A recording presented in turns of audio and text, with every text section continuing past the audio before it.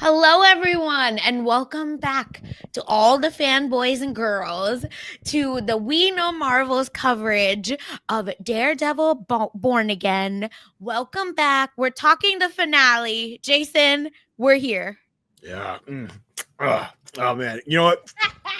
It was just finger licking good finale. I feel like Fisk when he's in his red room eating his That's like literally really what I was thinking. his Don't like worry. really fatty like feast of a meal. That's how I felt watching this finale. Like, we had all the It's like a good asparagus. lamb Yeah, with we had like the that fat on it. Yes. we had the good for you food in the first four Yes. episodes. Then we started getting back into our Fisk shape like Fisk was. He's like slowly eating that fatty meals. Now we're just gorging ourselves now and just Correct. Marvel goodness and Daredevil goodness. Like, oh yeah, oh Frank, yeah, put that axe in that guy's head, Frank. Oh yeah, so good. Oh my god, I was like my shirt's ripping because I'm getting bigger like Fisk. I'm like, oh my god, give it to me, give it all to me. Oh Karen, So oh my good. god, here's Karen. Like, yeah.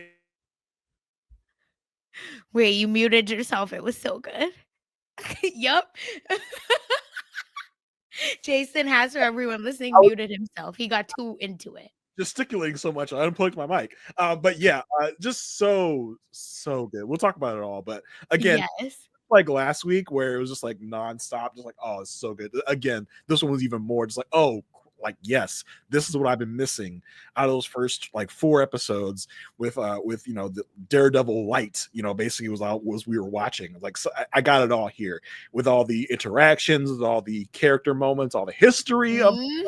that's being brought into focus here. It really felt like this was a continuation of the other Daredevil seasons, where like I said, in those first four episodes, it just felt like a different show. Yep. This really brings you back to the Daredevil of old. It really feels like at episode 5, they really at the bank heist, they really turned this thing around and made it the show that I think most of us fell in love with all those Expected. years ago. Yeah, Yes. and expected when we were thinking about what this was going to be. So and it really culminated here in this episode of just like, oh, just off this wall to wall, like great moments and just great character moments, great action, great everything. So yeah, I can't wait to get into it.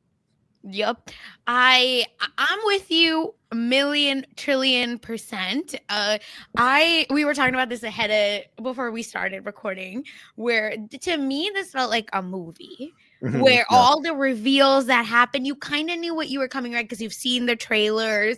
You've like, okay, I've been spoiled a little bit by Marvel on like, who's sitting where. So I know all these people are coming. But just the way that they kept bringing all the heavy hitters in, Jason, when Matt Murdock opens his eyes at the hospital and he says, Karen. Oh, the way I felt for Heather in that moment. I don't like Heather, but the way I felt for her, I was like, oh, They're making that's us hate Heather. And they're I'm making us like, hate I her. don't want to hate women. It's okay. We have equal opportunity hate here for both We women and support men. women's rights and wrongs, Exactly. unfortunately. But for him to be like, oh, Karen, I'm like, oh shit. I was like that. Heather just gotta take that. Heather just has to take that L because Matt is like has a bullet in his shoulder. She just has to eat that. She gotta eat just like Yep. and Kirsten over here, like, oh, it's probably the drugs. It's the drugs. It's the Yeah, drugs. don't worry about it, girl. He still loves you. It's the drugs. It's like, oh, Again, she has zero. Like Kirsten has zero anything about yeah. anything. She's just there, bless her heart. But I don't know. I loved it. And they could have almost ended the season at the Daredevil Punisher apartment fight, but they Yeah. didn't. Yeah. Right. And to me, that shows everything about how thoughtful they have finally become about this show and how they really care about this show. They want to try to make it happen, try to like build into season 2. So unfortunately, whoever made the decision to make all the changes, they were right. And I'm sorry to the people before. Yeah. And listen, like you said, this felt like it felt like a cliffhanger ending, right? It Yes. definitely felt like a division between season 1 and season 2. Like, Mhm. we've had so many of these type of movies that are, either the movie ends and you're like, well, we're just setting this up for the next movie. I mean, take Infinity War and Yeah. Endgame as an example. It really felt like that. Like, there's more to come. Obviously, like, this is not the end of the story. There's we and for Matt, like, last episode we theorized on what was going to happen, like what we were going to see. We were right about some things, really wrong about other things. But Me? Yeah. well, I mean, I thought maybe Fisk was going to out Matt, and Matt was going to be on the run. I feel like Matt is on the run, but Fisk didn't necessarily out him in public. And No, he just wanted to kill him. He's yeah, gonna finish him.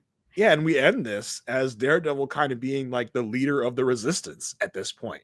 And it's just like, wow, this like I didn't really anticipate this was going to happen, but we've seen like storylines like this in comics where by the end of this, it feels like New York City is like in its own little dome, Mhm. and we have to have a force that goes up against the big bad that has Yes. to change, fight the big bad, get things back to the way they were. So this is a really familiar storyline for comic viewers and, even some TV or movie viewers. It really feels like, I've seen some people compare this like Dark Knight Rises, where, Oh, it, interesting. it feels like, like Gotham was under lock and key for Yeah. a while. And it really feels like that type of vein. So I'm really, really curious to see where they're going to take this and how Matt is going to lead his band of rebels and how they're going to come up against Fisk's regime, I should say.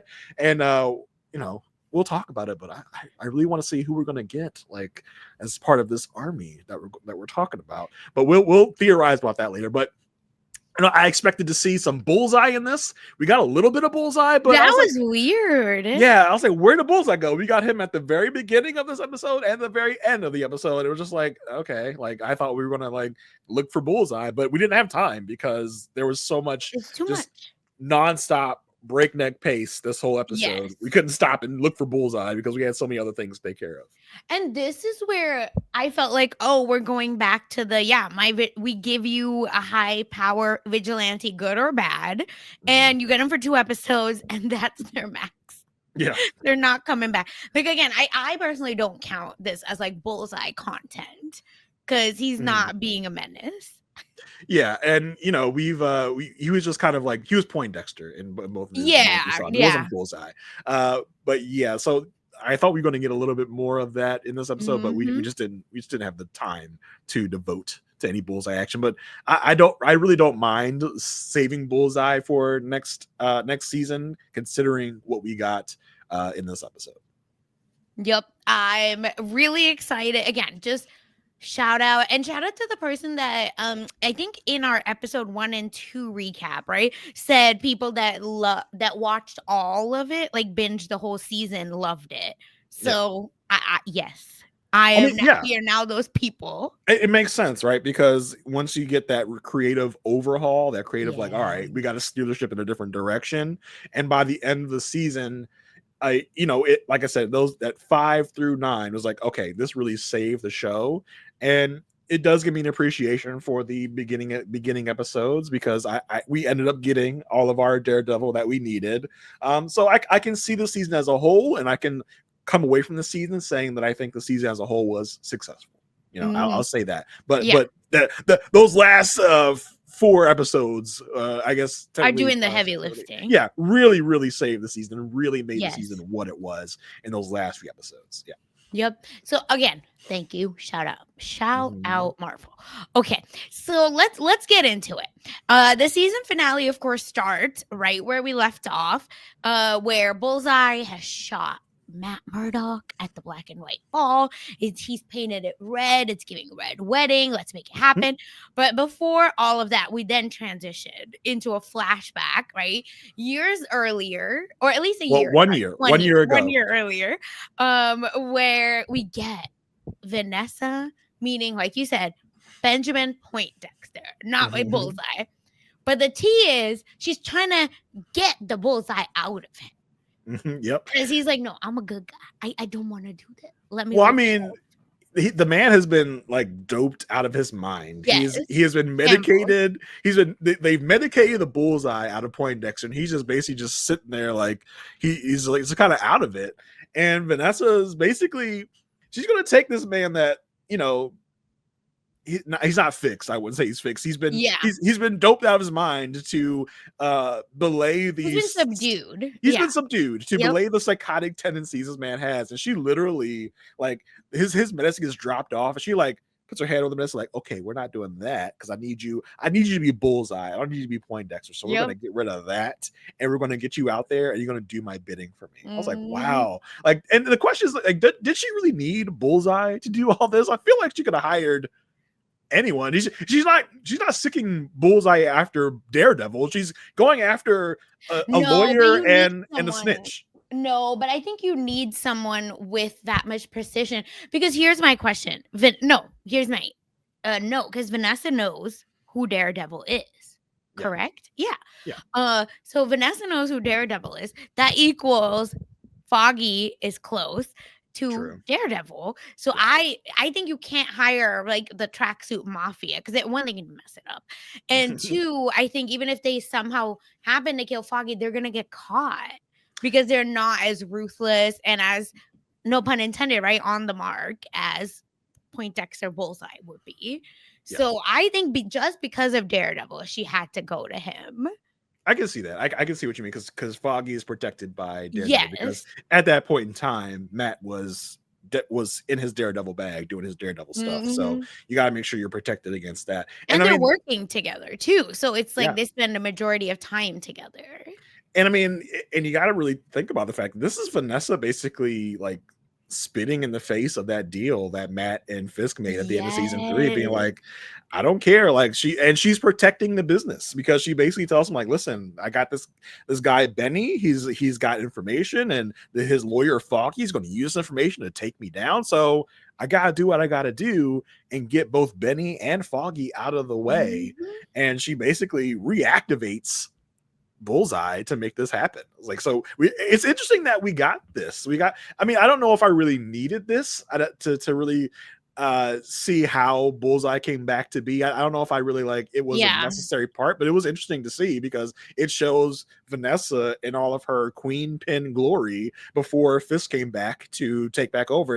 It shows how ruthless she is in order to, get this to happen. It shows us that Vanessa ain't playing no games. Vanessa is the queen pin here. So I can appreciate it. I can appreciate it from that lens. I almost thought when we saw 1 year ago, I was like, are we gonna see like the beginning of this Foggy, like, because we've had That's this what I theory. thought. Yes. We've had this theory of Foggy being in witness protection. I was like, are we going to see the moments after Foggy got shot and that he gets taken into witness protection? I thought we were going to get that, but no, we got the Bullseye reactivation story, which was interesting. I appreciated it. I just don't know if it was I don't know if I really needed it, basically. Yeah. I could probably have assumed some of this, in now knowing that Vanessa is the one that put the hit out on Foggy. Correct. Yeah. 1,000,000%. The only other thing I would add to that, and why I feel like specifically brought up Agent Nadeem, is that a lot of folks online were making that comparison anyway, right? We're just like, oh, well, this exact thing happened already. We've kind of seen it. Does that mean, does that mean anything? It's giving parallels, blah, blah, blah. It was so on the nose. We almost needed them to just be like, yeah, I'm actually just copy pasting it, because it's worked before. So that's the only addition I would say, because I think there's so much online chatter about how parallel those two storylines were. So let's see. Anyway, so then of course we go at all of this to Vanessa saying like, listen, I'm on the sidelines, but it feels like she's like in. Right? She's just finally becoming her own person. But I don't know that means anything. And I still think your theory wins of like she is the number 2. Yeah, she's, behind every great man is a great woman. Yeah, Blah, like blah, she's blah, very blah, much blah. doing that. Yeah, exactly. So it definitely feels like they're back in this thing together, and they've really solidified their relationship and come back on the same side of things. Yep. And of course, now in the present, Vanessa is preparing to confess her role in Foggy's death, which kind of already happened last episode. And we know this breaks Fisk's promise to never harm Foggy or Karen. But obviously Fisk already knows that, and isn't bothered because what does he care? He's Kingpin, okay? Yeah. Like you said, full glory. So instead of lashing out, he goes, "Great, come on down. I'm gonna let you in on the business operations, on the master plan, Mhm. and here's what's gonna go down." Yeah, and it's interesting because in the beginning of the season, I fell for the Mayor Fisk act. I fell for the he's not trying to be a bad guy. He's trying to walk the straight and narrow. And I do wonder if part of that restructuring is like, yeah, we're not going to do that anymore. He's just going to be That's what evil, I was thinking. and he's been evil the whole time. We're just gonna change it up. And he never wanted to do anything the right way. He always wanted to do this type of thing because he basically Yep. breaks down the plan, like, and he starts the plan that we're going to learn about later. He's like, you moved millions through the port, but now we can do billions. And I was like, okay, how are we going to do that? And we'll find out later how they're going to do that. So he's just like, and he tells her, like, listen, I did run to save the city, but when when an opportunity gets presented to you, you can't just turn it Mhm. down. Like, I just saw a way for us to make a whole shit ton of money to do illegal stuff legally. I can't, like, who in their right minds could pass that up? He's like, I really tried, but Yeah. they put this in front of me. I just couldn't resist. It was basically the sentiment there of like, I don't know. I wanted to do good. I wanted to save the city, but I also want to make money. So, eh. And because he even says, right, specifically, like you were ran to save this opportunities presenting themselves. And I said, no, you're just a baddie. Yeah. And you you see the bad in all of the smorgasbord buffet of political power that is in front of you. Wonder where we saw that. But anyway. Yeah. I don't know what you're talking about. Sasha. This episode really stressed me out, and I was like, you know what? I come to freaking TV to get Listen, away from it it's all. it's bizarre, right? Because in the lens of 2025, we Yeah. look at all this and we're like, oh my god, it's like I'm watching the news at this moment. Like, it's like they're reporting what's Exactly. happening, and it's crazy because when they filmed this, they had no idea what was going to be That's happening. exactly what I was about to say. It's Yep. it's almost like when people like pull back Simpsons clips, or like, the Simpsons predicted all this. Like, Yep. they're no Born Again predicted our world. It's so wild that they're mirroring so much of what's happening in the real time. It's almost like did y'all shoot this yesterday? Like, no, we shot And this I don't like it. a year ago. Like, we didn't know. Like, we didn't know we were going to be talking about real life. If we did know that, we might not have even done this, because it feels like the extreme, right, of what could happen, but it's what's actually happening. Like, we didn't. It's almost like, because when House of Cards, that show, Mhm. when people were like, it was almost the same thing of like, wow, like, this is kind of House of Cards come to life, is what's happening here. And that's what this is. Like, you think this is a fictional story, but like, oh my god, there are so many parallels to real life. It is outrageous. And I hate it. It's I know you don't watch Grey's Anatomy, but listen, I freed myself, y'all. But in Grey's Anatomy, they do a COVID season. Mm, And I was like, but why? You know what I yeah. mean? Like, I know. I'm trying to get away from that stuff. Why are you putting Yeah, it back in front of my face again? Like, don't do that. exactly. It's just like I don't want it, and it was like really painful and sad to watch, at least for Mhm. me. So, and like whatever, it's a good season, as in Grey's Anatomy is good, but I just had to free myself to be like, what am I doing here? Like, I can't. Get me off this. So, of course, for Fisk, right? Like all of this has been coming together all season. Like you and I, and even us in the comments, the listeners, and people that are watching the show can like try to dissect, right, like when that shift happened. Mhm. Was it always going to be Fisk's character? Was it literally Vincent D'Onofrio that was like, this crazy, y'all gotta put me back, Yeah, y'all are messing up my street cred, yeah, or like, was fix it it, right when fix, you were writing? fix this, fix Fisk, because Yeah. he can't be some like punk getting Yeah. talked down to by the rich people. Like, no, we got to get Fisk back to being Kingpin and do it quick, fast, and in a hurry, because it really did feel like at the beginning of the season that Fisk was kind Yeah. of getting like, he was a little soft, he was a little weak. Mhm. So it's like, now, like, this episode with Fisk, I don't even call him Fisk anymore. I'm calling him Kingpin. With Kingpin, Yeah, I like he that. was he was like a little unhinged. He was like a little different than when we ever seen Kingpin before. I think he has in his mind realized Mhm. ultimate victory, and he is like drunk off his victory. Yeah. He was like very kind of high energy, like higher energy than we've ever really seen Kingpin before. He's really feeling himself in these moments. And I love that for us because, again, this is what we've been asking for all our characters. I still stand behind that. Like, we got enough Kingpin to talk about, to get into. Did we agree or not? That's a different story. He's still a fun character. But still, this, yes, okay, this Mhm. is mess. And we're not even at the craziest Kingpin part yet Ugh. because he's gathering, right, all his advisors, his vigilante task force. He talks to Sheila, and he said, "You're either in or you're out." I was worried for Sheila. I was I like, said she's goner. I said, Sheila, get out of there, girl. But listen, Sheila Sheila, witness protection with Foggy yeah. expeditiously. But listen, Sheila gonna look out for Sheila. I was like, okay. But yeah, in And this that's the moment, girl. I was a Yes. little worried for her because she was pushing a little bit in the beginning.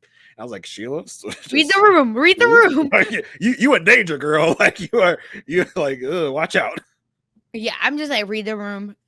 No, like, get out of here. And of course, they're all come together in this horrible anti-vigilante task force. I wish I could give them a losers are us. Okay, that's what the hell they are. And even Commissioner Gallo, of course, has showed up at City Hall to enact this plan. And what is the plan? No, you are not watching. Spoilers, A Quiet Place beginning, but they are sealing off the city to hunt down Point Dexter and every vigilante by any means necessary.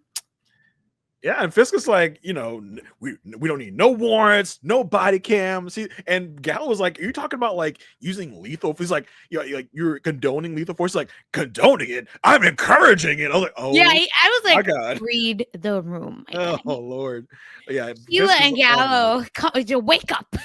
Mhm. Please wake up because y'all are killing me right now. And yeah, so we're setting the scene for Purge, of course. Yeah, and like Fisk is telling you like, listen, I'm gonna need everyone Yeah. who has ever said a bad word about me. You round them up, send them home. I almost thought he was gonna be like, and you can go too, because I know you've been shit talking me behind my back. But he's letting Sheila stay, and I was like, okay, cool. Uh, and then like Fisk also wants to talk to the Con Ed guy, and I was like, "What's Fisk talk to Yeah. the Con Ed guy for?" He's a Con Ed guy because he's got a blue helmet in his hand. I was like, "Why do you need his helmet here?" But okay, that's to know that he is the Con Ed person. So I was like, "Okay, what's happening here?" And yeah, oof, it I couldn't believe it. Like, he straight up said PG&E. Let's go. yeah. At first, like Con Ed, what's Con Ed? And then I was like, "Oh, for me that is B Genie." I was like, "Okay, yeah, I got it, got you." Oh my god. Outrageous. Oh yeah, PG&E is the California version, obviously. Then, we're getting the whole in business.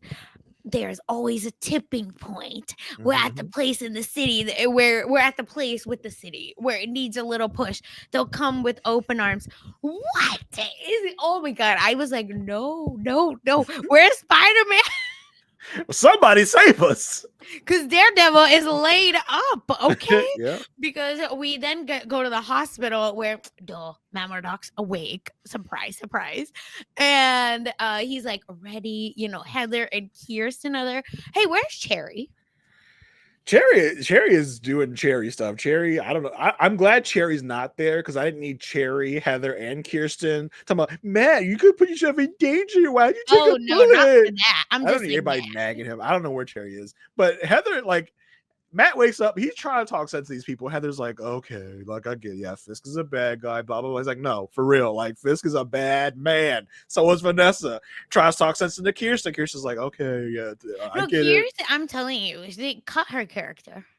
I mean, she's done nothing I the whole feel so season. bad for the actress. She doesn't Yeah, deserve this. she's done nothing. I don't know why she's even there. Hopefully I think the end moment with her like portends a little bit of like what she's going to be doing in season 2.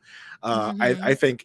think Kirsten is going to end up being like the legal avenue they had, like that Matt and his people have to go up against Fisk, because they pass like at the end you see her with the document that Matt and Karen find eventually. Yeah. I think she's going to be leading the legal charge into what Fisk is going to be into combating Fisk. At least I hope that's what she does. I hope she gets something to do next season because she got nothing here. And Mm. she's basically tisking Matt. She's like, okay, Matt, like whatever you say, I'll get you. You want stuff on Foggy, I get it, lay down. But it's like, okay, like Matt's trying to talk sense to people, and they're just not listening. And then we're gonna end with he's on drugs. I'm just kidding. He's just on drugs. He's okay. He's on drugs because God, calling her Karen, outrageous. But it's fine because again, they're just like left in the dark, but they're the only people that are there for him. It's just so much weird, things going on, and I'm just feeling sad for him. Yeah. And for them because they're trying to be there for him. He can't fully let them in, but he's also Daredevil, and this is why Heather is in shambles. Yeah, for sure. And it's crazy that Heather, for whatever reason, is in the middle of all of this, right? Yes. She ended up being Muse's therapist. She was Kingpin and Vanessa's therapist. She's Daredevil's girlfriend. How this poor woman get into the middle of this whole world? She didn't even know it. She didn't even know what she's up against half the time. She's like, I didn't know I was Muse's therapist. I didn't know I was Daredevil's therapist. Like, I am, like you said, she, as much as we shit talk Heather, she was put through the ringer this season for sure. No, she's like so Nene Leaks. Now, why am I in it? Right? No, why am I in it? I didn't even did nothing. That's Heather, okay? And of course, now, that loser Buck has shown up at the hospital. Well, yeah, but let's talk about Fisk, right? Because yes, because like throughout the interwebs after last week's episode, people were like, "Ooh, Fisk owes Matt his life now. He can't go against Matt now." I'm like, nah, Fisk is Fisk. Fisk don't give a F. Fisk is like, I don't care. This man saved my life. That man needs to die. Like he tells Buck, like, you know what's better? Basically, you know what's better than a live vigilante? A dead hero. Like, it would be so cool to have this man die, trying to save me. It would be a great story. So go make it happen, Buck. It's like, oh snap. So yeah, Fisk has no love for Matt. I don't care if Matt could jump in front of a bullet 5 times to Fisk. He'd be like, I don't give a F. You still gonna die. You still Daredevil. You still put me in jail the first time. You still got to die. And so for Fisk to like enact this plan of like, because you see Buck outside the hospital room, Buck knows what's gonna happen. Buck is waiting for the lights to go out so he can go get Matt. And it's like, nope, not happening, baby, not happening. It's gonna get ridiculous. Because Buck pissed me off. As soon as I saw Buck with the needle, right? Trying to obviously give Matt whatever, inject him with some death. We don't care. I said, oh, Jason knew. Jason's rewatch paying off. Because he's reading these characters like a book. And I thought, you know what's wrong with me? I am seeing Fisk through the eyes of Echo. And he can be saved. He can be saved. Yeah. And I think that is an exception, not the rule. And I got to let Echo go because she busted him in the face. Yeah. I wonder, I know it's really a cloudy kind of thing because did what Echo did do anything? Like, they really did not revisit that at all. Like, they're pretty much pretending the Echo thing just didn't happen, which is, it's one thing, but when you claim to have a totally connected universe, like it doesn't, it's not a great look to just ignore that. But yeah, Fisk gives no F's at all. Like, he does not have a heart. He does not care that Matt took a bullet for him. He's going to get this man dead and kill him. Yeah. He said, kill him dead. And I was wrong, but it's fine because Matt has super hearing, and of course sneaks out of the hospital, gets home in hospital gown, butt cracks all hanging out, and of course we get the reason why we're all here, baby, because there's a guest waiting for him. And did you think it was who it was? at a lot of moments in this episode, I was like, Foggy? Is it Foggy? Foggy? Right? That Foggy? was me. You know But me. no, but and yeah, and when he said I wasn't expecting to see you here, I was like, Frank was definitely high on the list of who it could be for sure, because I expect to see Frank at some point, Yeah. especially since freaking Disney Plus itself spoiled the fact that Punisher is going to be in this episode with their little title card with Punisher and Daredevil being together. I was like, oh, okay, so I know Punisher's going to be here. Mm-hmm. And it was like you mentioned, this was almost like a movie, and it was almost like the on your left moment where, like, we see this camera pan over and Frank's sitting there. It's like you can imagine being in a movie theater and you see the pan over Frank. It was like, yes, Punisher's here. Woo! Exactly. You can just Oh, it was so imagine good. that moment, and it's one of those moments where you get those in TV and movies, and it did so great. Like, I loved it so much. So I had to get my guys here, as you can see if you're watching. Punisher and Daredevil together. Yes. So if you're watching, of course, if you're not watching, I mean, listen, our background is growing day by day. Yes. And now we have Punisher, Hearts, Daredevil. But here's the thing. No, wait. You know what? I'm getting ahead of it. But I will come back to those hearts. Yeah. Spoiler alert. We'll just say that because what's going to happen, y'all, is a beatdown. Yeah, but bare ass beatdown. No, but I also want to talk about the suit on. Yeah, I want to talk about the writing of this. Oh yes, every word out of Frank's mouth was just oh my god, so good. Like, again, I'm just eating the fatty meal. Like, oh yeah, it's so good. I was just like, Matt's like, I didn't expect to see you here. Frank just goes, you're a wall-to-wall asshole. There's nothing in this damn house to make coffee. He's like, we're gonna call you Nightgown Man. Like, gonna put your suit back on. It's like, oh my god. And then Frank's like, hey, yeah, I'm here because I got a call to come help. I was like, oh, I wonder who called. I think we all could probably figure out who called. And here's again. I think you're correct and I was like 90% that Karen called. Spoiler alert. But somewhere in my heart, I was like, Foggy. Yeah, you're looking for Foggy on every corner. Yeah. And it's like, and like Frank's like, like they figure out the people are coming to get him. He's like, you're gonna play patty cake with these fanboys. I was like, yes, Frank, get him. He's so mad. And there's so much symbolism to the real world in this particular episode, and like I think specifically with the loser as us and Frank, like, and the Punisher, rather, even I should say, is so fascinating. And I'm very excited to get into it because, of course, Frank has cleaned up. He's cleaned up so much that Matt can smell the aftershave. Yeah. It's like, oh, you cleaned up for me, baby? You cleaned up for your baby boy? Or did you know Karen was going to be here at some point? You're going to see Karen at some point, so you needed to make sure that she was like nice and clean shaven for your boo. Like, maybe that was the impetus. I don't know. I'm telling you. It's crazy. But another interesting moment was like Frank asked Matt, like, why did you take a bullet for Fisk? Like, why did you do that? Yeah. And we were talking about last episode, like, why did he? I think it's just in Matt's nature. But Matt says, man, I don't freaking know. I don't even know why I did that. But it's like, but I do think it is just in Matt's character to do that, to jump in front of the bullet, no matter who is on the other end of it. He's going to save a life, even if it is Fisk's. But it's in the moment, he's just like, man, I don't know, because I did that, and now I got all this freaking trouble at my door. Maybe I just should have let him die. I wonder if that's what he's thinking in the moment. And yeah, like you said, Matt's like, they're like, people are coming, and Frank's like, you gonna do with your ass hanging out? And Matt was giving Chuck Schumer, if you know what I mean. Yeah. And and stop it. Matt's got to go change into his civvies, or not his civvies. He's in not even his civvies. He's got to change his uniform, his outfit, his costume. Clothes on is what he needs. Yeah, you got to put some clothes on. Can't have your ass hanging out while you're fighting crime. And then we get the fight, and it is brutal.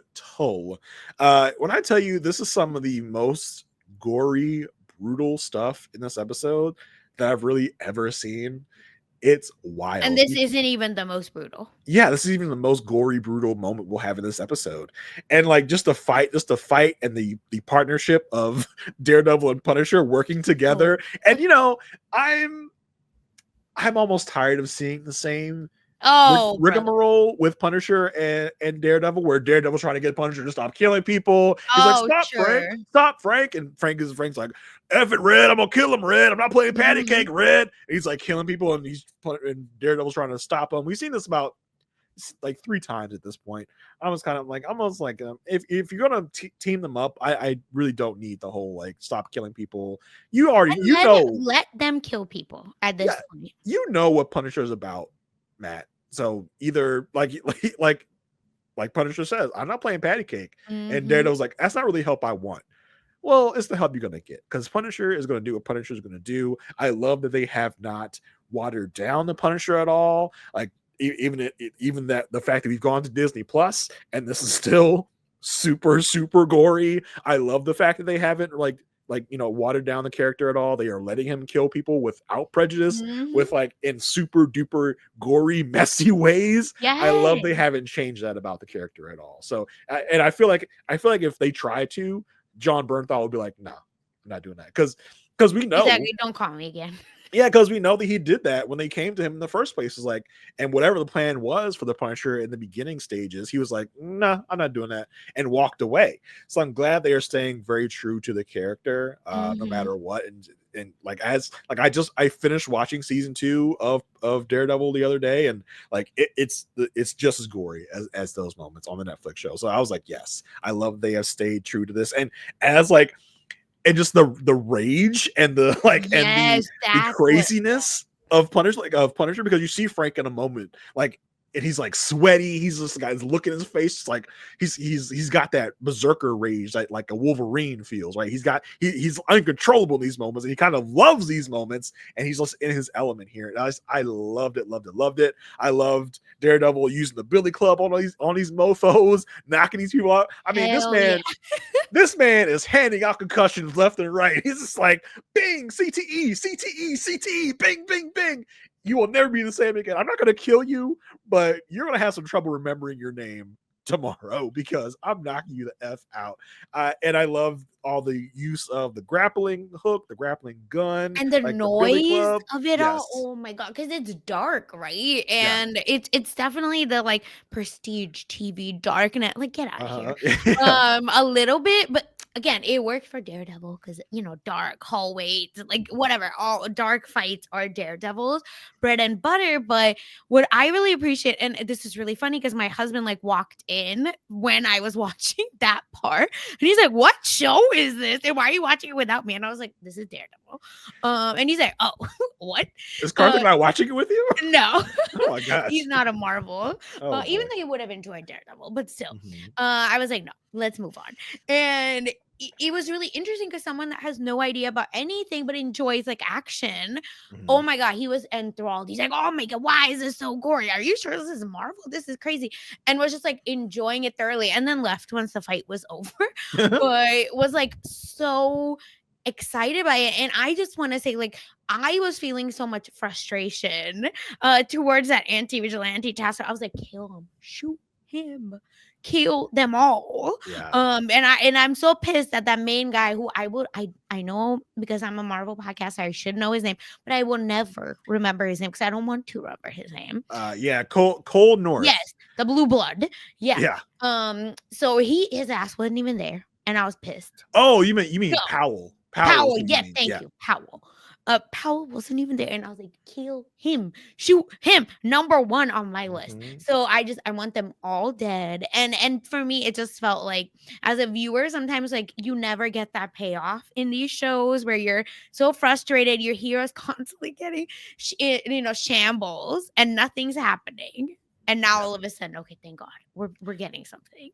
Yeah, and then we finally get kind of a resolution of sorts for Mhm, the Hector Ayala story, of like, because we figure out that Cole North, as we surmised, is the mhm, one that killed Hector, and Punisher finds the bullet casing with the Punisher logo on it. That I guess Cole North is the only one that had those. yes. So I was like, oh, this is the guy that killed Hector. And then Daredevil has this like moment of like trying to like, should I kill this guy? I feel like I want to kill this guy for Hector, because Kill him. he killed Hector. And he's again just like trying to like wrestle with his demons of like, I want to do violence to this man. I want to kill this man because he killed my friend or whatever. And you got Punisher, who is the ultimate devil on your shoulder of like, do it, Red, Yeah, kill him, finish Red. him. And Matt, being Matt, is like, nah, man, I can't do it. Like, he's not worth it. Like, he's not worth sacrificing those morals for me. Like, I have this like Just credo of go like to not killing people. confessional. Go to Yeah, do some Hail Marys, you'll be good. And he like he literally smacks Cole North in the face with his billy club, like just knocks him out. Again, I'm just like, oh Yep. my god, like I know you're not gonna kill him, but you're doing some real damage on that man's brain. He might want to be dead after you get done with him. But like, and Frank's like, oh, you're gonna jump in front of a bullet for him too, Red? Where's the stop, Red? Tell him, like, Frank. Yeah, yeah, and like, I'm with Frank. Frank's like, what about this cop? He like shoots another cop. There's off to the side, and Matt's like, dude, freaking stop it! Like, stop killing people. And then for the ting ting ting ting ting, I'm like, oh shit, that's a grenade. I loved like the run, like And we all felt it, right? Yeah. It's just how were they gonna end it? Again, here's where I was like, is this a sacrifice? This can't be the last we see of Punisher. Don't piss me off. Yeah, and like the Thelma and Louise of it all, where they like run and jump off the balcony. Oh, come on. And you see Daredevil like doing the grapple hook thing, grabbing Frank, and they crash down on the cars. Like, yeah. So I mean, I guess Cole North is dead. He's blown up to smithereens. Yeah. So I guess we got our retribution in that way, and Daredevil did not have to kill him, which I guess is he killed himself. Somewhat of a satisfaction. So yeah, like I love that whole action scene. I loved, Daredevil again having to wrestle with his demons of like, should I cross that line? I really want to cross that line. And like I said, Frank trying to egg him on to do it, and he's like, no, I can't do it. So I love that whole thing. And and yeah, they escape, and one of our old friends shows up. Oh my god, because when they land, right? So not maybe a little bit of superhero landing. They're landed. And they're walking away about to walk away, jumping off the balcony. We get like that really cool, like people have put the screenshot of Punisher and Daredevil looking back, and man, hearts are beating fast. And Matt said, wait a minute, 2 fluttering heartbeats. And one of them isn't mine. I would know that heartbeat anywhere. I've heard that heartbeat a million times. But it ain't fluttering for me. I don't think. I don't know. Question mark. Because Karen's back, baby. Yeah. Karen has been downstairs. I don't know if this whole time did she drive Frank upstairs. We don't know. Yeah. And before you saw who was in the, like, I figured it was probably Karen in the car. Yeah. But were you again like Foggy's in the car? No, this one I said, okay, he already we assumed it's Karen. Yeah. I think because of the heartbeats. And this is where everyone has to like let me live. And listen, you put the hearts behind you. So we must talk about this. Who is the heart beating for? It's a crazy love triangle, right? That's what I'm saying. We got Karen, we got Frank, we got Matt. I mean, Karen, can you fall in love with like a regular guy? Like, can you fall in love with an accountant? Why you gotta fall in love with these vigilantes? Like she pulls up like, get in, losers, we're going vigilanteing. Like, oh my god, like how are you around so much chaos? But yeah, I mean, listen, that's what gives her heart going. I guess so. She loves that adrenaline of dating a vigilante. I just wonder if she was like in San Francisco, like dating a regular person, and she's like, just not doing it for me. Like I need a vigilante in my life. I need a Frank or a Matt. I don't have the excitement of constantly being in danger. And she's like, she hears about Matt being shot. She gets on a plane. She calls Frank. I was like, oh my gosh, like this is a lot. She really wanted me back in that life. Just embarrassing. And I just want to know, because is this a throuple? Because that's very Daredevil, that they're just all together. You know what I mean? Yeah. Or is it listen, because Matt's a shotgun. And I said, does that mean he has Karen's heart? But Karen has Frank's heart. Matt said, Frank, you sit in the back seat of this throuple. You sit in the back seat of this love triangle. I got shotgun with Karen up front. Yeah. Okay? But Karen and Frank unfortunately have, I think, more moments this episode, and that was pissing me off. Yeah, and it's so interesting because seeing Karen and Matt and Frank all kind of, being in the same room, interacting together, it really brought back those like feelings of of early Daredevil, right? Of Netflix Daredevil. Mhm. We've gotten kind of fake Karen and Heather, and it never felt right. It never felt right. It never felt real. But just 1 minute with Karen and Matt, you're like, oh yeah, this is it right here. This is the chemistry we've been missing because it was automatic. That's what you get when you have 3 seasons of TV behind you and 3 seasons of these people interacting and acting together. It feels like a warm blanket when you're in those scenes with them. Like, oh yeah, this feels right because Mhm. right off the bat they're just like they're looking at they're giving each other the eyes. Matt is like a little jelly. He's like, oh, so you be calling Frank, huh? Like you got Frank on the speed dial. It's like, oh Matt, you little jelly. Like Hell Matt, yeah. Matt, aren't you supposed to be booed up right now? This is a classic Matt Murdock, classic Matt, always eyes wandering. Like, and that just shows you how like sick he is of Heather. He's like, Heather, who? I got Karen Page back in my life. I don't need no Heather. I'm Okay. calling her out of death. Yeah.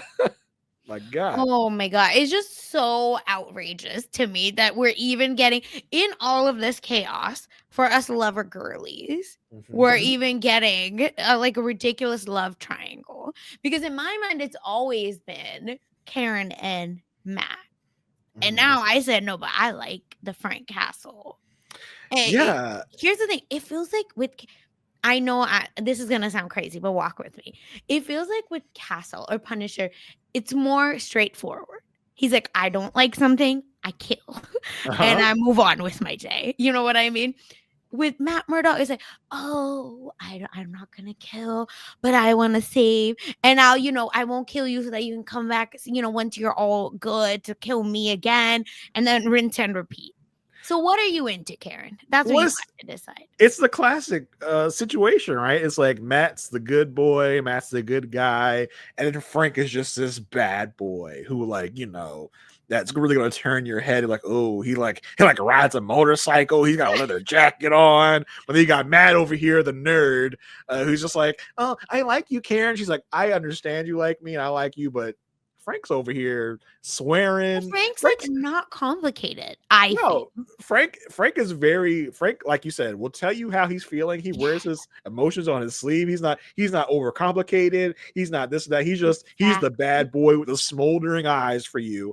And it's like the devil and the angel, right? But weirdly enough, Daredevil is the angel on the shoulder, and Matt and Frank is the devil. So again, it's that classic dilemma of like, do I go for the good boy or the bad boy?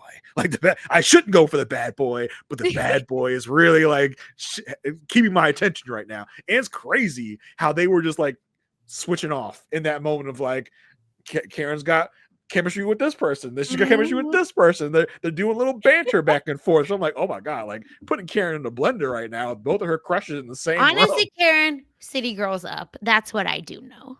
Yeah, and like we haven't seen this really dynamic a lot with No. Karen, Matt, and Frank in the same room. That's what I thought I was missing something, like, with Yeah, how blatant this was. yeah, it's like Matt and Frank are just like out in the open, being like, "She's my girl, no, she's my girl. What are you And I'm talking like, about?" "Wait a damn minute now." Yeah, like so they were like fighting for her affection, and in the middle of all this nonsense of they're like on the run for their lives in the moment. Like, but nah, we gotta figure this love triangle out though, right? Like we gotta stop down and figure out who you like more, Karen, me or Frank. Like make your Mhm. decisions. I'm surprised they didn't get into that territory with it. But yeah, and Frank also I feel like feels a little weird about the situation Yep. because when Karen and Matt figure out that they need to go get some files that Yes. Foggy left, and Karen's like, "Hey Frank, you want to come with us?" He's like, "Nah, I'm good. I'm just gonna stay here." Like, and then they have this moment. He said, "I'm back home. You Yeah, can't get me out." Once I come back home after going out, I'm not going back out. yeah. Matt's like, Fisk's gonna come for you, and I love Frank. He's like, "Yeah, I'll put a bullet in his fat ass head." He's like, he's like, I'm not here for this Inspector Gadget bullshit. That ain't for me. I was like, Inspector Gadget. I love that. Like, And Star, he just keep I'm telling you, I The love one Frank. liners, the one I think liners were perfect. I'm a castle with a K fan, if you know what I Ooh, mean. there you go.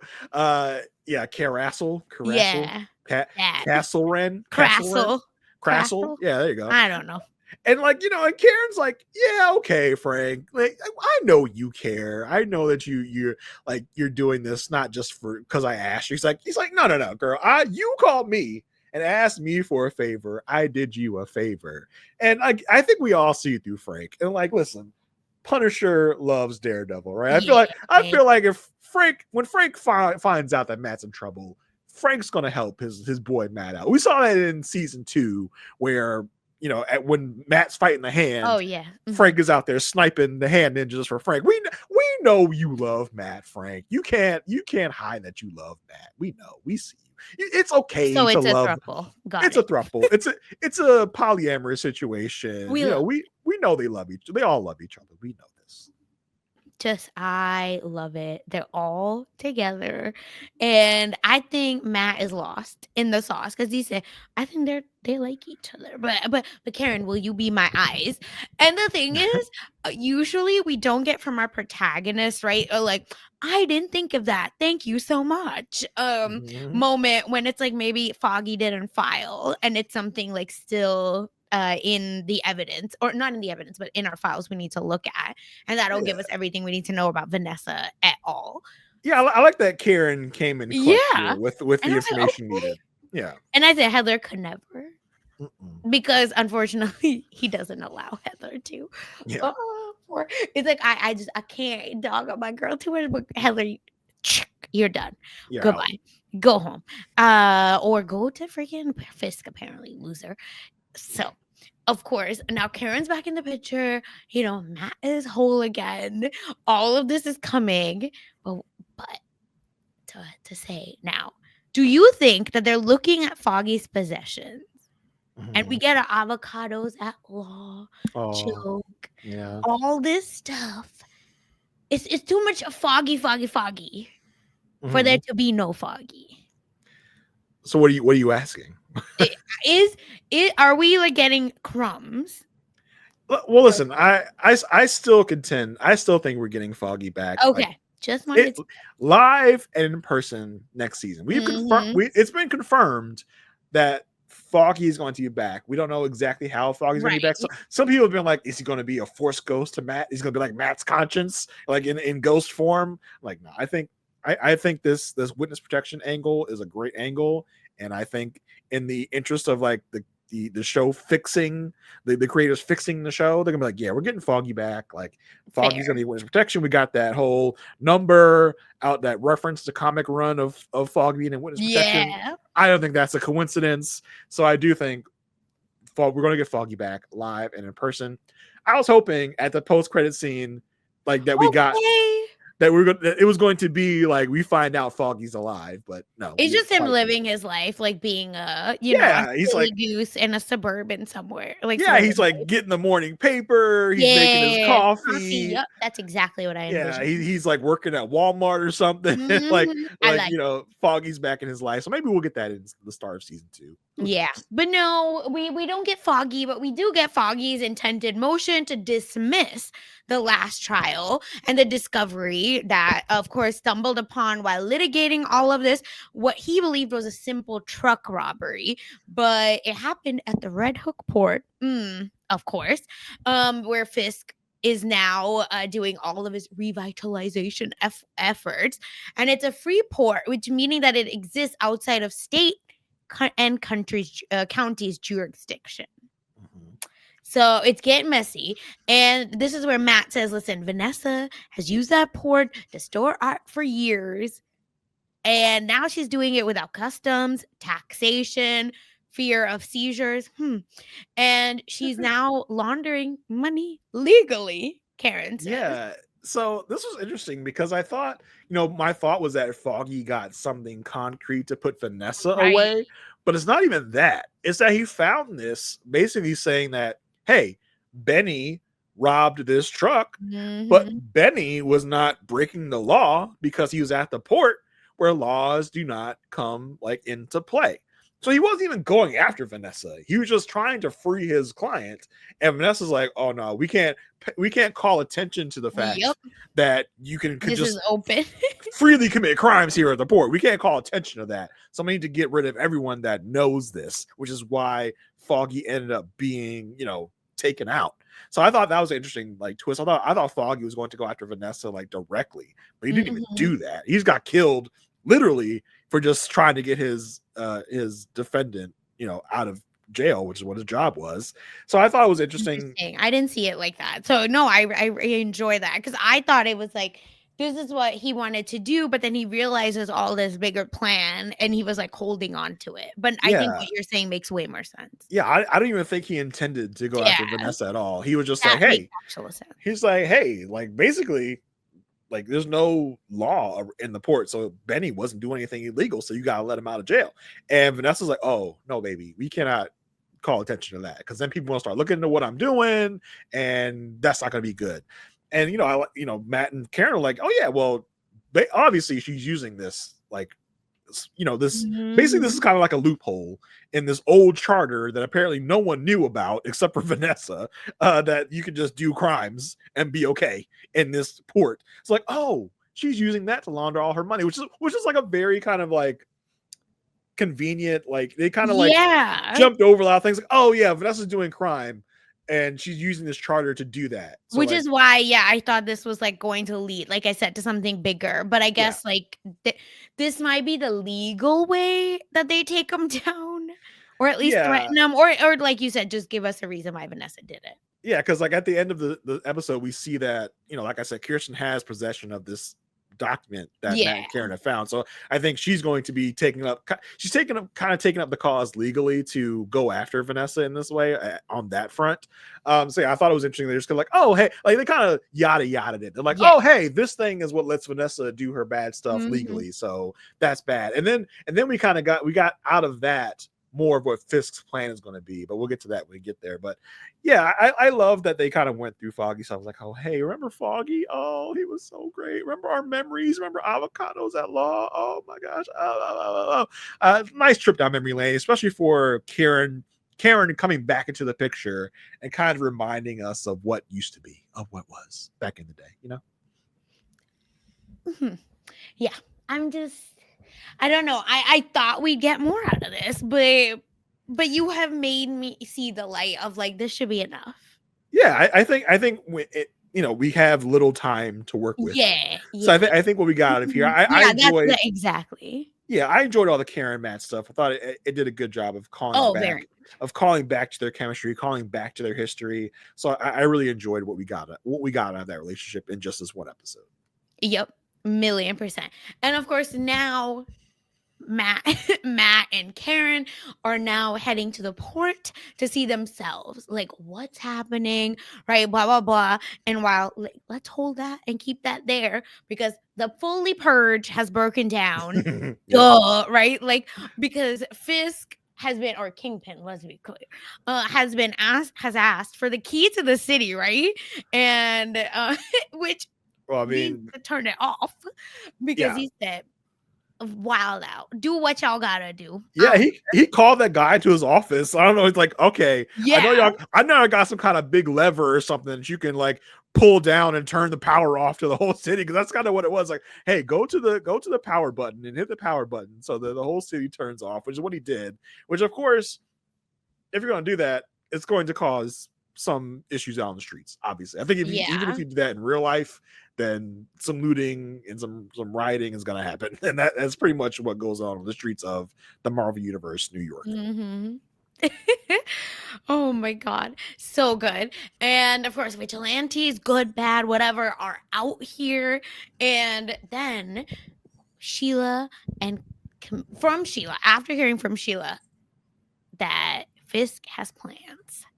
Okay, Gallo, again, dumb, D-U-M-B, foolish. Poor Gallo.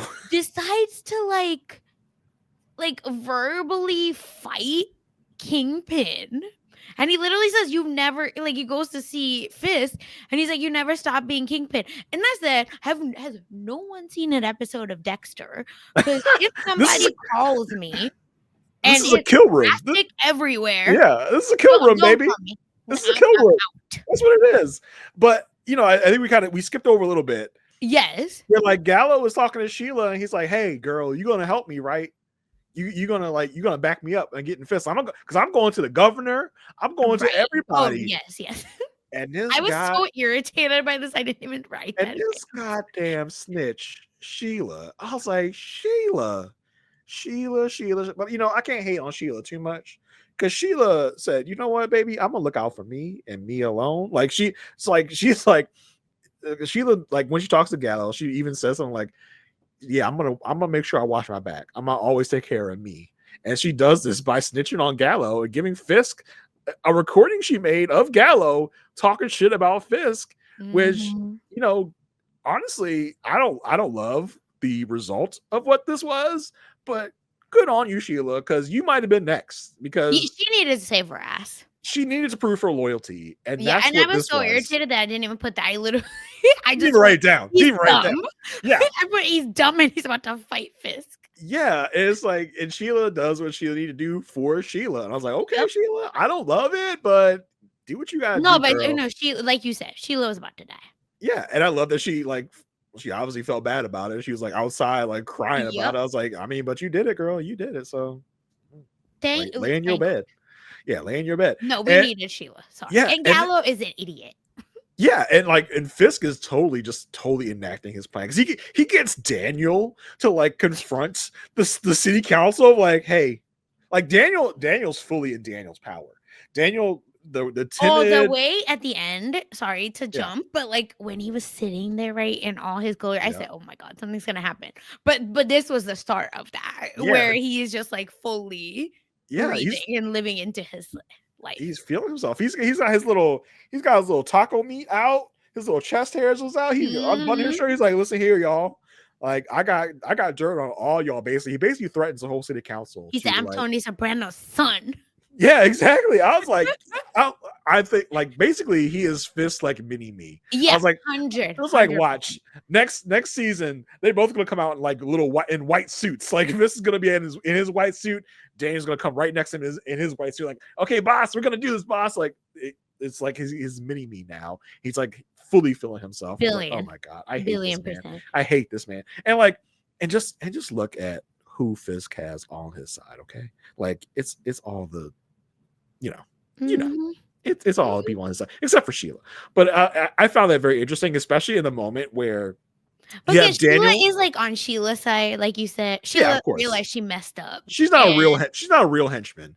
Daniel and Buck are real henchmen of correct. I was about to say Trump. I really was. Is a full henchman of Fisk and living in their glory. They're loving it because I don't think it's a coincidence, right? Where you have Daniel and Buck on one side of the room, okay, Mhm. making the threats to this other group of people. A black man's on the other side, a woman's on that side. They're basically threatening these And a people. blind Like, man, again, disabilities yeah, or exactly. differently So abled person. Yeah, 100%. yeah, so I just thought it was very interesting how that was kind of framed in that way, and I don't think it's a coincidence. I really don't. Listen, you said it. And I agree. I stand Mm-hmm. 10 toes behind that because it's just this is where I think it just started feeling like, oh my god, turn this off. Like this is real Yeah. life. I don't want it. And- I'm not enjoying it. yeah, and then also just like on the streets, like the Oh, cop just shoots this looter, and it's like, oh yeah, he's a vigilante. Put a mask on him. He's like, oh no, he's not a regular kid. He's a vigilante. He's like, oh my god, because me like falling over. I literally yeah, wanted to fast forward. I'm not joking. like I was like, damn, this is getting serious. This is getting real. Like the boy, the looter just like dropped all the stuff and got shot anyway. I was like, oh shit. Mm-hmm. Oh my. And you see the kind of good cop being like, hey, why'd you shoot him? And Correct. I think that guy is going to play prominently into next season. He's going to be someone that's probably Okay, like cool. Because I was he's gonna I bring that up. yeah, he's probably gonna be like anti vigilante task force. He might be like Hmm. their person on the inside of the Yeah, vigilante task you force need because like a good cop. You need a good yeah, cop. because we saw him again in the end credits of like we saw like the pictures of the people that are going to be involved. And we saw him again. I was like, okay, I feel like he's going to play some part next season. We didn't really get a full intro of who this was, but it felt like he was focused on a little bit. It's like, okay, maybe he's going to be our in on the task force. He's going to be someone that doesn't really believe in the task force, but is going to be kind of our inside man. Maybe. Yep. And this is like what I feel like we're, as like people that enjoy a getaway, right? A fantasy world of superheroes. We need more good guys on the inside, because it just felt like, oh, like there isn't anyone good left. And the people that are good are kind of silenced. Yeah. Or like channeling my Oprah, silent or silenced, whatever you want to say. But it feels real, but I don't come here for real, right? Like we need the good people on the inside. We need like the cops that are like, we are not bad people. These people are the bad ones. They're giving us a bad name. Yeah, and the way that this season ended is tough in today's world. Now, I'm sure that we'll end next season with the good guys coming out on top, the good guys winning, but it's a tough way to end it, especially with what we're living in the real world. Now the show obviously didn't know we'd be living in these times, but it's a tough way to leave things off, where we are. Yeah, that's world. Exactly where I was just like, it's not their fault, but I'm stressed and I don't like it. That's all. And again, nothing can help that. It's just a bummer. Where we are. So all of this is happening. Everything's going to hell, or straight to hell. And then we have the most gory thing ever. I'm sorry, this is like outrageous. I screamed because, again, the yapping has got to stop, Gallo. Well, no, it stopped. But Gallo was just not reading the room at all. Everyone is against him, but I guess like because he's a commissioner, babes, this is not Batman. No, well, see, I kind of thought the way I read this, like, Gallo gets in his car. He's like, hey, baby, take me home. And his driver's gone. Someone named Luke. First of all, do not put a bald black man named Luke and it not be Luke Cage. I was like, Luke Cage? No, not like I thought like Matt sent Luke to rescue Gallo. I was like, Luke Cage? It was like, no, it wasn't Luke. It was some other Luke that was a police officer at some point that Gallo knew. And at that moment, I think Gallo knows in this moment, oh shit, I'm dead. I think he's accepted his fate in that moment where he knows Fisk has sent Luke to come get him. Fair. He's like, yeah, I'm dead. I'm done. And then he gets to the kill room and he knows he's there to die. So Gal's like, F it. I'm gonna tell you what I think about you. Like, you never stop being Kingpin. You never want to not be Kingpin. I know you. I see you. Now, I don't think Gallo knew exactly how he was going to die. I don't think because no one lives to tell the tales. Dead man tell no tales. Dear God. God. Brother. I said this is supposed to be Disney Plus. No, let me be like a woke parent. No, I'm just kidding. But listen, somebody that has watched more Disney Plus than me, let me know. Is this the most gory thing that's ever been? This is on the Disney Hulu. Plus? This is the Hulu version. Cause I was like, oh my God. Like when he started squeezing his head, I was like, ooh, this is not cool. And then the head just splits, vertically. I was like, I listen, I watched the episode. I didn't watch it. See, so you have to. Yeah, I knew you would walk us through it because I said I wouldn't know. I watched the episode. I watched it last night. Shortly after it came out, just to watch it. And then today I did another pass for notes and stuff, and I just decided to skip past that. I was like, I'm just gonna skip past it because this was it crushed his skull, like crushed his skull. His head comes apart and just. Oh, it was like he cracked the egg open. The yolk was coming out. It was blood. I was like, oh my God. Like you see it and you're like, oh, this is not pleasant. Probably like, and you might, maybe we'll It's see like, off. is it cake? Yeah, wrong Netflix show. Is it like is he gonna be off screen and we're gonna hear like a squish? Like, because remember in season 1 of Daredevil, we had this Mhm. moment where Fisk like slams this man's skull into a car door, and it's terrifying because you hear it. You don't really see it, but you hear it, and you see the blood pouring down out of the car. But this was even worse because you literally see the man's head come Correct. apart, I'm and just telling you, I oh, didn't. So I'm not good. it Nope, was it absolutely was it was a tough moment, and I don't like. I've learned to not be so squeamish, and even that for me, I was like, "Oh, that was too much. That was too much, too much, too much." And like the way, and listen, the prosthetics or whatever they use here was really really good. Like, did y'all go to the Walking Dead people for this? Because it felt like a scene out of the Walking They got Dead. money. They said, "We really Yeah, gotta try." I was like, "Oh my god, it was tough. It was a tough watch because it was like, oh." That was gross. That was not cool. And listen, I'm just putting myself into the shoes of the other officers there No, they don't because care. They're bloodthirsty. no, but they did. Like Ulcers. some of them were just like, oh my god, like if I was there, I would have thrown up. I'd be like, I gotta excuse myself. I'm No, sorry, you Mayor wouldn't be there Fisk. because you're a good guy. I'm sorry, Mayor Fisk. I gotta go because this is too much. Like this is more than I signed up for. Like you out here crushing skulls. Like I thought I was just gonna get paid a little more. I didn't realize I was signing up for this because some of the people there were just like, oh, that this is what we're doing. This is what is going on here. And I feel like now at this point, Fisk, like I think there's probably some people on that vigilante task force that are like not even into this anymore, and now are just kind of here out of Mhm. fear, right? Because they don't want to go against Fisk, and that's really kind of what I felt of some of those officers. Because it really, by the end of this episode, it feels like almost every cop was a bad cop. Because like, are there any good cops? We see some cops at the end in Daredevil's hideout. So like, are those the only good cops on the force? Because it feels like every cop is now a anti-vigilante task force cop. It was so weird because we got that scene a few episodes ago where the task force is being formed. And it's like, okay, there's a good amount of people here, but now it just feels like every cop is now on the vigilante task force. But Mhm. yeah, to sum it up, that Gallo beheading or head smushing, whatever you want to call it, that was a lot. That was a lot. It really was. Yuck. Okay. And Yes. of course, after that happened, then Frank ends up arriving at Red Hook before Karen and Yeah. Matt do. And I said, why? Cause I love because Frank is like, y'all go have fun. But Frank is listening to this police radio. Frank just can't help himself. Frank's like, oh, okay, I know where they're going. I know where they're going to be. You know what?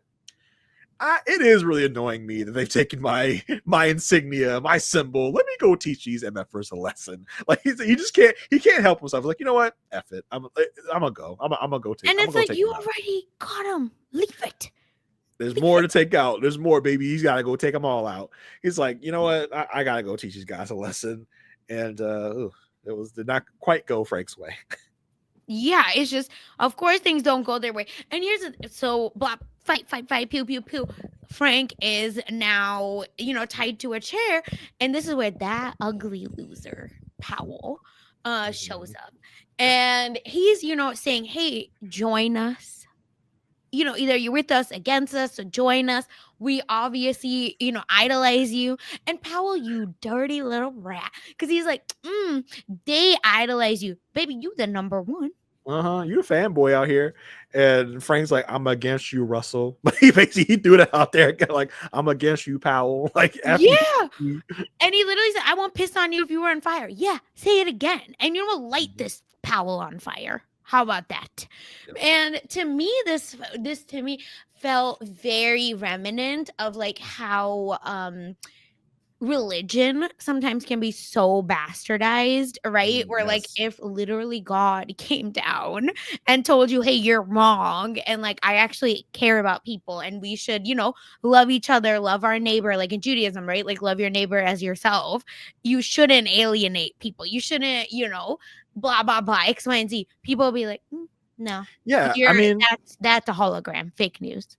yeah, it's bastardizing a symbol. It's bastardizing something. Yeah. It's taking something interpreting it the wrong way, turning it around to make it your interpretation because you are Mhm. thinking of your thoughts. You're not even thinking of where the real symbolism came from. You're not thinking about the origin because Frank is like, yeah, like you don't know my pain. You don't know my struggle. You don't really know why I do what I do. Like you think you know me, you don't know me. You don't know shit about me. Like you don't know me or how I see the world.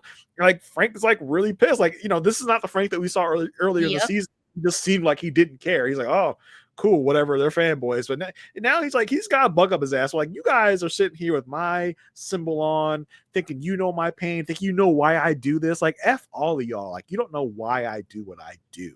So, I love that for him, to tell them about themselves. Like, y'all are just some fanboys out here. He calls them clowns a bunch. Like, y'all are just a bunch of clowns. Yep. So I love that he was able to get that out there, but unfortunately, he is tied to a chair in this moment, and all the cops basically come and get their licks in. I was like, yeah, Frank, you can talk all the shit you want, but you're tied to a chair, my boy. And again, Gallo at least like can't fight back. Frank, like we know at least a vigilante, like he'll be fine. This is a superhero. We'll be good. He's not. He ain't dying. Yeah, There's no Frank. way. Frank's not going to go out like this. Like Frank's not going to die in this way. We know No. Frank's going to be okay. He's going to take a beating, but he's going to be okay at the end. Yep. Thank you, Lord. Okay. And of course, Karen and Matt ends up at the porch, and they don't, they realize, oh, we lost, right? Like this is a wash day. This port plot line really came out of nowhere. It was just like, oh, Fisk is like, we know Fisk wants to revitalize Red Hook, but I don't think we realized this is what was going on. This kind of came out of nowhere. Like, oh, Fisk is building a facility to do all his dirty stuff. I was like, did we know this? Like, I feel like this guy kind of came out of nowhere. Like, I didn't even know Fisk was building something, but it kind of gets told to us like, oh yeah, he's building something. I had no idea he was building something. But yeah, and I love that Matt is like, yeah, let me go do what I do. And Karen's like, boy, you have a bullet in your shoulder. Correct. You're just in a big ass fight. Like, what are you doing? Like, what do you think is going to happen if you go in there by yourself, trying to do what you want, what you're going to do? It's like, I'm glad Karen's here to talk some sense into Matt, because Matt's dumbass would have gone in there and got himself killed. So I'm glad Karen is here to kind of like talk sense into. And this also goes back to like how good of an actor Charlie Cox is, because I truly believed he was fighting hurt. If that makes sense. Oh yeah, because, yeah. The way he was moving slower. I mean, he was still like being badass, but it just felt a beat or two slower. Yeah, and there are moments where he's like stumbling because he's still hurt. It's like, yeah, like he is like you can just see the will in his body to keep going, even though he wishes he could just be laying out somewhere healing from a bully he just took on the shoulder. He's still out here fighting the good fight. He's making his body go past his limits, and you can really kind of see that and feel that in all of his movements here. And he's always been really good at that. Because Matt's not a conventional superhero. He's not a Captain America with super soldier serum. He's not a Superman. He's not someone that has like, he's not a Spider-Man even with like irradiated blood where he has all these healing factors and everything. He's just a regular guy that has like some super hearing, super senses or whatever. So you can see that he's still a regular guy trying to limp around and do what he can do. And he's always kind of been that way in every season of the show. He does a good job of reminding you that he is just a regular guy. Correct. Yeah, at the end of the day. Yeah. So I really enjoy all of this. And of course, like Red Hook, it's lost. Red Devil, you struggling right now. And then that is where like we're getting this kind of like, the volcano is building. I feel like here where things are happening. Yeah, he said but at the end of that scene, he's like, we need an army. Oh, brother, I fell. I was like, an army? I said, what does that mean? Yeah. Is Kamala Khan coming? That's build the army. I am. Okay. Yes. Anybody can come in. I'm happy. There's so many options. There are like, we've met so many people. And listen, we got... we'll talk about it at the very end, but I feel like there's so many people that can be in this army, and then the little army we got at the end, I was like, this is your army? This is what you're talking about? I refused. I literally wrote in my notes, no. Yeah, no, this is not it. This is not an army. I said, can't wait for season 2. I said no. Give me your real army in season 2, okay? Because this is I not it. rebuked this. This ain't it. Yeah, this is not it. Unserious. Yeah. Okay, don't piss me off. Uh-uh. And then, of course, Fisk issues a statement in the morning because I think we, like Matt, like kind of we've lost the battle, not the war type stuff. Mhm. And then Fisk says, "Listen, I'm unveiling trademark Safer Streets Initiative." Again, it's giving stop and frisk. Yeah. A new citywide curfew, outlawing vigilantes. Yeah, okay, you already did that. And then comes the hammer. He said martial law. Ooh, 8 p.m. curfew? Like, wow, What is this? 8 COVID? p.m. Maybe. You're like, whoa, that's quite early, my friend. 8 p.m.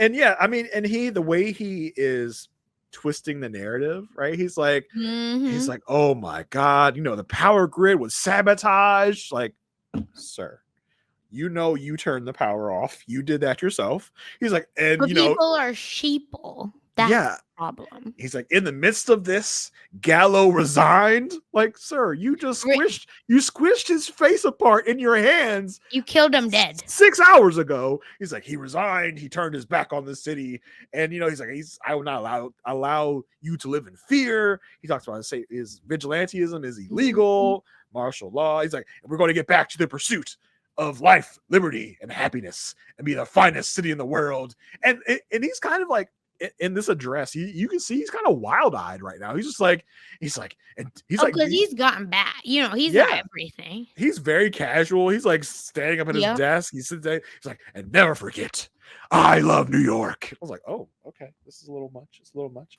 But yeah, he is definitely he's on one right now. He's feeling his power. He's at the height of his powers right now. You can feel that he sees that. Yep. That really stressed me out. I don't know how else to say it. It's just where I was just like, oh my God, where do we go from here? Because there's so many loose ends. I don't count nothing we saw as the army because that ain't no. Okay, that's giving boring. That's giving we're gonna lose the war.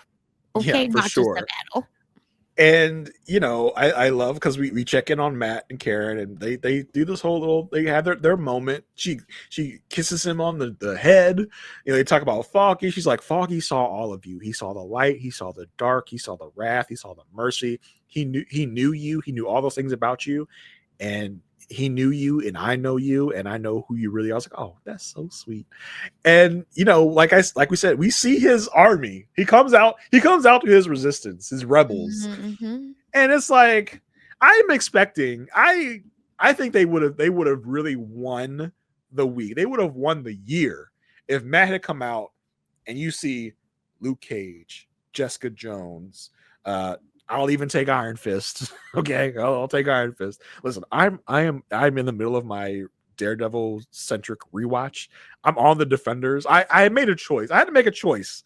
I finished season 2 of Daredevil. I was like, should I just go to season 3 and skip Defenders, or should I do the whole story and watch Defenders? So I'm in the middle of watching Defenders. Yeah, I know you have to. Yeah, it is. It's a tough watch. It's tough. And especially with Iron Fist. Maybe they'll fix it. Maybe, I don't know, but I'll even take Iron Fist in this little army. I was like, I needed somebody of note to be there. Either where's Spider-Man? I mean, listen, I'm not going to expect Spider-Man. I'm not. I think Spider-Man. Oh, spoiler alert! Is not in Avengers currently. Well, listen, who knows what's going to happen with that? No, I'm just kidding. There's a lot of speculation with that. But I needed someone of note, right? I think you could have got a Luke Cage, a Jessica Jones. Couldn't we have gotten the back of some heads? Like, not as in that they will be coming, but you don't have to pay them. That's rude because everyone deserves to be paid. But y'all know what I mean. Just give me a tease. like a poster of his restaurant again, right? Because we did see that at the start. But give me that. A tease. The club. Like, the back of someone, the back of a listen, take the same guy that they were calling Luke earlier. Correct. Right? So give him a yellow shirt. Let us see the back of him. Like, oh my God, Luke's here. Something. Instead of just like he walks out. And who was there? A smattering of cops, which I guess are supposed to be the good cops. Freaking Cherry. Detective Kim, who we have barely seen in this whole season. Like, She this has is to your be good army? because she's getting too much. Yeah. Like, yeah, this is your army? Oh my god. Like, I'm Hmm. surprised Cherry didn't start in on Matt immediately. Like, oh, how can you be Daredevil again? Because that's all he's been doing. Like, this is your army. This is an underwhelming army. I think we would have come in here like gaga Google over this if we had seen Luke Cage, Jessica Jones. I think those two would have been a good start for Or your army. here's the thing. Or we end at we need an army, and we don't Yeah, get anything yeah, else. exactly, We don't exactly. get the B team, the C team. Yeah, I would have taken that instead of like coming out here like, oh, this is not a great looking army. And then Like, send them home. yeah, No. but listen, we have Repackage. so many like you can't listen. They're in Yeah. the middle of shooting season 2 right now. Wait, but we need to finish season 1 too. Yeah, Because we listen. didn't finish Heather's. Yeah, I know, but listen to Yeah, me. okay, sorry. Listen to me, Daredevil Yes, creators that are please. in the middle of shooting season 2 right now. You cannot have put in this line of we need an army and not give me an army. I understand you're Marvel TV and not Marvel movie studio, but you're going to need to spend some money. Okay, spend some money. Get me the Defenders in here. Get me Kate Bishop in here. Get me Miss Marvel in here. Get me Echo. If you're going to tell me you're going to get an army, I want an army. Okay, I want an end game style big ass fight team up at the end, because you have so many of these people in the Marvel Cinematic TV universe that you can use, and I'm gonna need you to use them. I do not want to come back in season 2 and not seeing these people. Okay, I need to see at least 4 people. Okay, Okay. it could be a smattering of anyone. Okay, it could be Luke, it could be Jessica, then it could be She-Hulk, because She-Hulk can get on a plane, break her ass here. It could be it could be a great another triangle of Matt, Karen, and She-Hulk. Okay, that could happen. And hello, Kamala is right there. Yeah, I'm gonna need some of these people to show up next season. Yeah. Yeah, we gotta get out of the Kamala way of saying that. But listen, like, I'm gonna need some people to show up, because you can't say we're gonna build an army and not have some of these people show up. So just a note to the people shooting season 2 right now. Okay, if you're watching this, I know you are. Daredevil creators, you're watching this, I know. If you weren't planning on it, get those people here. Okay, take it from me. So do it, because I'll be mad if we don't have an actual army next season. And they've set up so many people. BB, what's going on with her, right? Yeah. Angela Del Toro, what's going on there? We got a shot of Angela. We had a whole montage of people at the end. Angela was in the montage, but I mean, come on, pan down and let us see her with the amulet in her hand and have the eyes glowing. Come on, you're missing all the easy shots, Daredevil. You're missing the easy shots. That was an easy shot you could have taken there, but they chose. She better, that's what I'm saying. It's just there's too many people. You have an army at your disposal. And don't give me Carrie and Kirsten. No, okay? That's not an army. That's not an army. I'm gonna need a super powered army to come up against Fisk and his people. Okay, it needs to happen. Correct. Season 2. Yeah. Expeditiously. Yeah. But Heather. Let's talk Heather. Oh my god, because Heather and her suck up ass going to be at Fisk's office. Heather, I'm going to make you commissioner of mental health. Whose mental health is she helping? Okay, I don't need that. I don't want that. So get Heather out of my face. I kind of wish that we could be done with Heather, but I guess this means she's going to be in season 2. Oh hell yeah. Okay, and this is the thing. We're gonna get like the woman scorned, that kind of like nonsense from her. I know it, and I'm pissed because Heather is such a funny, silly character in the book, in the comic book. Yeah. And this is what we're getting. So that sucks. But you know what? I love to hate a baddie. And Vanessa and Heather together. Oh yeah. It's gonna be carnage. It's curtains. But yes, go ahead. No, I really love the way they ended this. I wrote down like word for word what Matt said, and it's crazy how you can put this in the real world too. Like he says, I can't see my city, but I can feel it. Yes. The system isn't working. It's rotten, corrupt, but this is our city, country, not his, and we can take it back together. The weak, the strong, all of us resist, rebel, rebuild, because we are the city country without fear. I was like, oh, I feel that in my heart so much with what's going on like in the world today. Oh my God. I said, when will this happen for Yeah. me? Yes, for sure. Where's It was my so Daredevil? it was so poignant because it's what's going on in the show, but also going on Mhm. out here in the real world. And then just to juxtapose that with, we see Fisk and Vanessa walking around the little red room lair with all their Oh, prisoners brother. is on display. We see the swordsman in a cage. We see our boy Frank in a cage. Like, oh, Frank has been held prisoner. I'm tired. And I'm sure a lot of those other billionaires that Fisk was talking to, I'm What's sure her name? also Artemis Yep, was nurse from also the pit. Yes. in that cage. So yeah, it's And her man is probably dead. probably like maybe she saw her man like, Arthur, there Oh, you maybe are. I'm in the cage. Yeah. Yeah, there you are, Arthur. I've been looking for you. Arthur's like, I've been down here for a while. Like, welcome to the party. But yeah, oh, and yeah, so that was pretty much the end of it. But were you as surprised as I was to get a post-credit scene? When I saw that it said skip credit, I said, why is it saying that? What do you mean? Why would it say that? Oh my God. And then, yes, sir. Lo and behold, that's what I'm saying. I think that adds to my like original point of like this should have been like this would have banged as a movie because it just they did it so well. Yeah. And oh, that extra credit scene was so good. Not what I expected, but I'm not mad at it, if that makes sense. And I loved the fact that it was not only like a cool scene, Yes. it also had like a comedic like turn to it.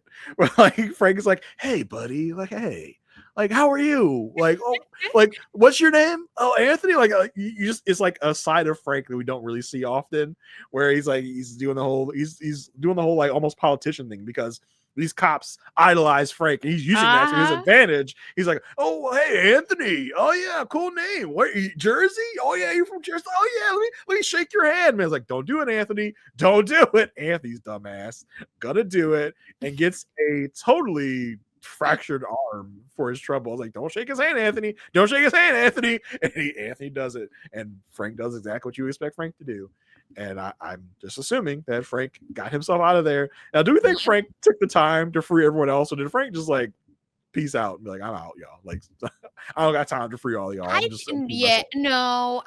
Here's the thing, because we saw swordsmen there, so that's just setting up army. So I think Frank is gonna Frank. Okay, Frank maybe. What would be funny is that Frank comes out, right? Like he literally is about to leave, and they're like, I'll let Daredevil know he's the good guy, not me. Red will come get you guys. I'll let Red know you're here. See y'all later. Like something like, like something funny like that. But then Swordsman is like, you little punk, like you, and then he's gonna like maybe they'll have a little lovers quarrel, and then yeah, I could see like the beginning scene of season 2 yeah, with Daredevil coming down there and freeing those people because Frank told him where they were. Like Frank's like, I'm not going to stop and get them out of there, but I'll let Daredevil know where y'all at. He can come get y'all out. I can see that being a thing. Like it's like a blow to Mayor Fisk's thing where like Daredevil frees those people. Like I could see this being like a war in season 2 between Fisk's side and Daredevil's side, and there's some wins, some losses on both sides. Maybe one of the wins that Daredevil has is freeing those people from their basement prison. So that would be pretty cool.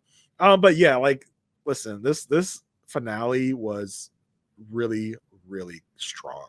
Really enjoyed it. Did everything happen the way I thought it was going to happen? No, not at all. But that's part of the fun, is not exactly knowing what's going to happen and your expectations being, dashed or whatever, either in good or bad ways. But I thought it was a very, very strong way to end the season and really kind of leave us wanting more. And I can't wait for next season. There's already been leaks for next season of what's been filming. Daredevil has a new suit. It's a black suit that we've kind of seen in the comic books. I'm excited about it. He's got the double D's on his chest. Not those double D's. He's got the DD on his chest. I'm like, so he's like really leaning into the Daredevil moniker of it all. So I can't wait for that. And we've seen Bullseye in his kind of like his get up. I kind of wish they would. And I mean, they've hinted at enough blue. So yeah. I kind of wish they would give Bullseye like an actual costume because he just kind of looks like he's like, you remember that movie Kick Ass? No. Like, yes. it kind of looks like that get up is what he's wearing. Oh my god! So I do kind of wish they would comicify. But what do they his want from the character? That decides if we get Bullseye or not. Yeah, give him his bullseye on his head. Give him the whole question. Get up. Yeah. Bullseye is always a baddie, right? Because it would be interesting for him to be the reason why Vanessa dies. I could see Bullseye being not necessarily an ally to Daredevil, but kind of doing some of Daredevil's dirty work by because we know Bullseye wants to hurt Fisk. Yeah, that's what I'm talking. Yes, correct. Yeah. So he's not going to work exactly with Daredevil, but he's going to kind of help Daredevil's cause by going after Fisk himself too. So I could definitely see that being a thing. I could see Bullseye going for everybody. Like he's trying to kill everybody. Yeah, that's what I mean. Maybe I don't mean good guy, but I feel like we need like a heavy hitter like him to be on our side for this part. Yeah, for sure. So yeah, otherwise much to come next season, and I can't. So next season, for folks who want to know, will be March 2026. So season 2 will be out a year from now. Basically, we are ready for it. We have obviously already wrote the first episode here. I love that for us, and we will have most of the people coming back, like we talked about, and there's even like Karen's character is going to be there. Because there is a whole thank you for coming back Instagram post. It says Sana, who is the writer, right? Brad, Kevin Feige, Lou, who's a director, Justin, Charlie, Vincent, Deb, John. So we're ready. She back. Come on. Karen versus Heather, we're ready. Even though we hate that. We don't want girlies fighting over boys. Yeah. So listen, we'll be back. I think we'll be back in season 2. And if you guys want to ensure that we're back, you can do your part. Correct. By letting our powers that be over here at We Know Scripted TV know that you watched this, that you liked it. Good way to do that is to leave a review on Apple Podcasts. You can leave it either on the We Know Scripted TV feed or the We Know Marvel TV feed. We actually got a review on the We Know Marvel TV feed. Thank you. 5-star review. It is from Charlie's GF. I'm assuming that's Charlie's girlfriend. Charlie Fox. Maybe. Is this titled "The Podcast is Back"? It says thanks to Sasha and Jason for bringing back the RHAP review of Marvel and keeping us up to date on everything that is happening. P.S. The Eternals was a decent movie and deserves more love. I liked most of that review. That end part, little suspect. Charlie's GF. Charlie, you got a good one there. You got a good girlfriend there, except for that last part. I agreed with everything except that last part, Charlie's GF. So thank you so much for the review. And again, we would love to hear from you guys either on the YouTube comments. Don't forget to like the YouTube video. Leave us a review and a rating on either of these feeds that we're on. It really helps in letting our bosses know that you liked this, and it helps to get our podcast into the eyes and ears of more people. So we'd love for you to do any of those things that you can do to help us out. There's free and easy ways to help out this podcast. Thank you so much, everyone. Listen, now that we're done, help us out. 5 stars only. Please and thank you. And with that, everyone, like this video, leave a comment. And thank you again for following along on this, following us down this hallway of all mess and all fun. That was Daredevil, because listen, it started out bumpy, but very happy with the ending. And with that, Jason, where can the people find you? Yeah, you can, if you want to follow me on social media, you can find me on Blue Sky at JR33D. As far as podcasting goes, you can find me on the Perfect Match podcast.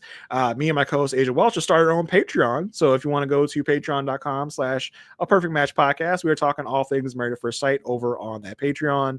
And that's a show that you dug or enjoy, or you just like drama in general, mess and drama, come watch that show with us. We are going back to the history of maths, doing season 1. You can also catch me on my podcast, The Good Pod, where me and Marissa Garza talk about the show The Good Wife, and all the Good Wife related spinoffs like Elsbeth, that is currently airing its 2nd season. So those are all places you can find me. Sasha, what about you? Yes, and of course, I am talking all the celebrity gossip, all the drama over on Mess Magnets. So check that out on messmagnets.com. Jet Lag finale just aired. So check that out over on the Rob Has a Podcast YouTube channel, where Taryn and I are talking all that. And maybe there will be an interview with the cast of Jet Lag coming up. So check that out. And again, thank you, everyone. This was, I think, like one of the top Marvel shows that they've Yeah, done. for sure. So I'm excited to see what's next. Yeah, and listen, as Yeah. we close this thing out, Mm-hmm. never forget, Oh. we love Marvel.